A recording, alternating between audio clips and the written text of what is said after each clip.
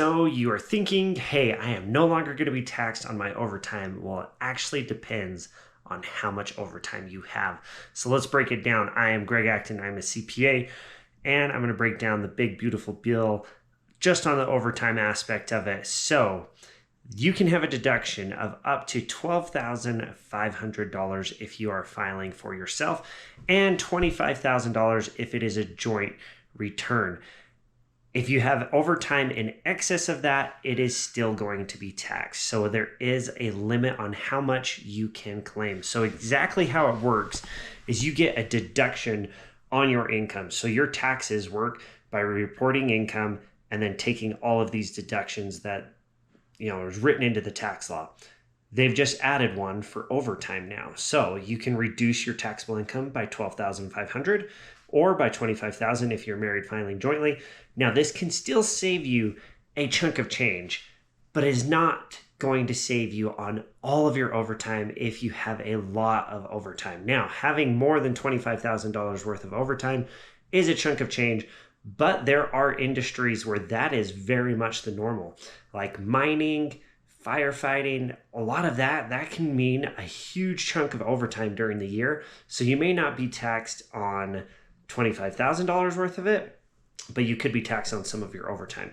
Now, how it's going to work is there is a new law as part of the big, beautiful bill that's saying employers have to report how much overtime you have in a year on your W-2. So when you receive your W-2 for 2025, you're going to see a little chunk that says overtime, and it's going to have that amount in there. Now, if your overtime is not up to those limits, then you just get a claim. All of that is a deduction. So say you have $10,000 worth of overtime in a year, that's below the limit. You're just going to be able to claim a $10,000 deduction on your taxes, and you will not be taxed on that $10,000 at all.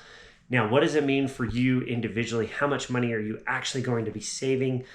For example, let's just throw this out there. If you have $20,000 worth of overtime and say you land in a 20% tax bracket on that $20,000, you can save 20% of $20,000, which is still a chunk of change. That's $4,000. So you could still save a good chunk of money if you have significant amounts of overtime, but there is a limit, and that is $25,000 if you're married filing jointly. Now, so that people who just make a lot of money do not get to claim this deduction, there are income thresholds as well. That's $150,000 as an individual or $300,000 as a married filing jointly.